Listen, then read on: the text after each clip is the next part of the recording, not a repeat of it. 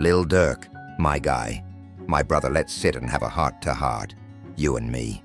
Just two men, two storytellers, though I guess I've been around for a little longer.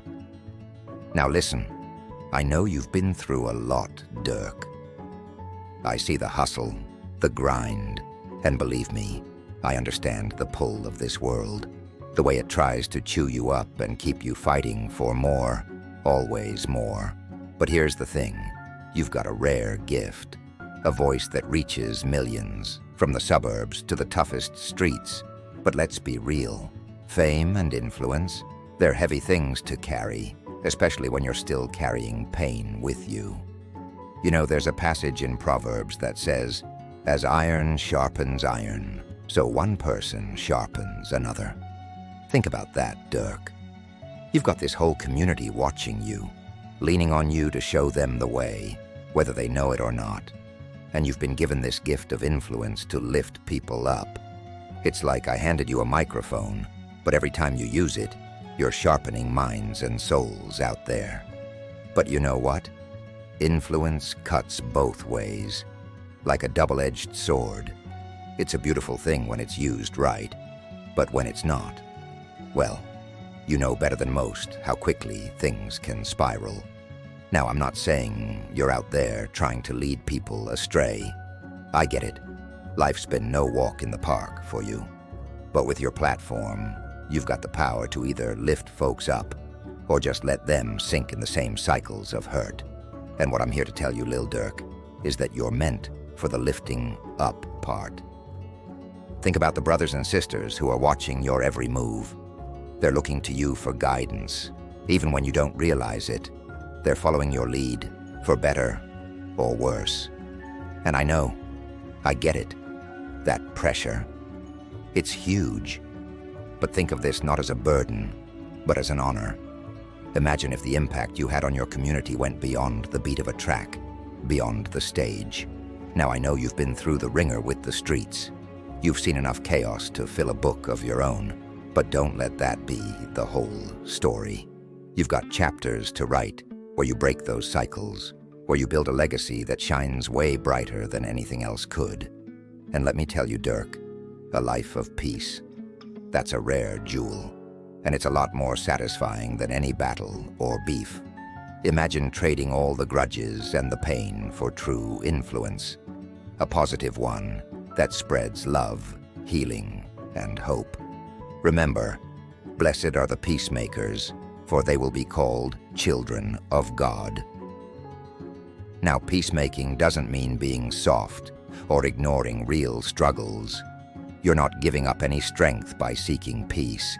In fact, it takes more strength to rise above and bring people together. So here's what I'm saying. Make it your mission to inspire.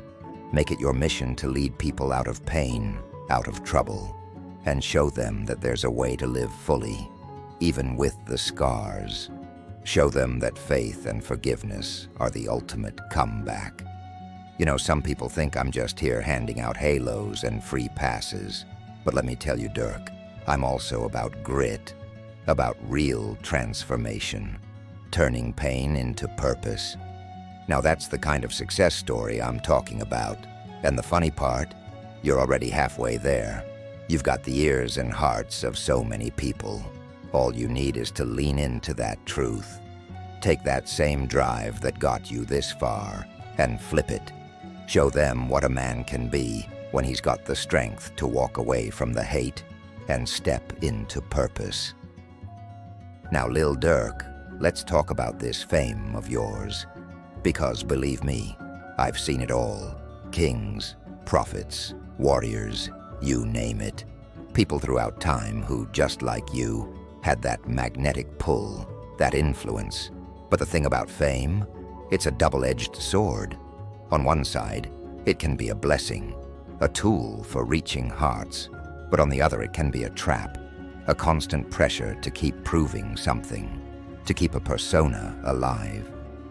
Look, I know fame has its perks. People listen, they respect you, maybe even envy you a little. But here's the thing about influence, Durk. It's not just about who you are on stage or in a track. Influence means people are watching you, even when you're not in the spotlight. Influence is like being a shepherd for a flock. And believe me, shepherds have a lot of responsibility on their shoulders. Think about this for a second. There's a reason I didn't go around flaunting power. I could have been the flashiest miracle worker you ever saw, but what would that have really shown? That I'm here for the show, or that I'm here for the people. Fame and influence only have real value when they're used for something greater than ourselves. So I've got a little suggestion for you, and I think you'll find it pretty freeing. Don't live for the applause. Live for the impact. Because when the lights go down and the music fades, it's the legacy you leave behind that people will remember. And yeah, I know this sounds a little heavy, but hear me out. You've got a voice that reaches, a platform that most would only dream of. So here's the challenge. What if you used that voice to build people up, to encourage folks to step away from the struggles and into something better? What if instead of reflecting the pain and the fights, you put out something that reminds people that life can be more than that? Think of it like a remix, right? Take the beats, the rhythm, the message, and flip it. Instead of another track that lets people sink into their struggles, imagine a verse that lifts them up. Show them how to make something out of their own mess. Because the truth is, anyone can follow the world's beat. It takes courage to change the tune. It's like, be the remix you want to see in the world. People might look at you a little funny, sure. They might even say, "What happened to Durk? Is he really about this life?" But let me tell you something. The ones who look at you sideways now, they'll be the same ones who start to see that, hey, maybe this is the way out. Maybe this is what true success looks like.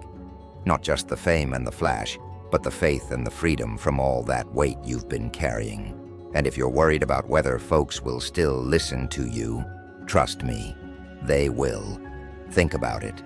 People are looking for someone who's walked the road they're on, someone who knows the struggle and can show them the way out. You've got that story, Durk. You've lived that life.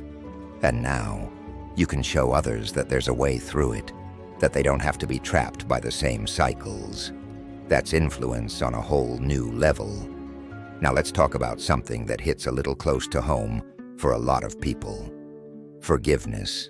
Yeah, I know it sounds cliche coming from me, but listen, this isn't just some sweet Sunday school lesson. Forgiveness is tough. It's a strength, not a weakness. It's for warriors, for people who've had to fight through life and have every right to be angry. Sound familiar? You've been hurt, you've lost people, and life hasn't always been kind. And yeah, people look at you and expect you to keep carrying that weight, like it's just part of the deal. But let me tell you, forgiveness isn't about letting others off the hook. It's about setting yourself free. It's about saying, I'm not carrying this with me anymore. I'm done letting the past hold me back. Now, I'm not saying it's easy. Forgiveness doesn't mean you forget what happened, or that you let people walk all over you.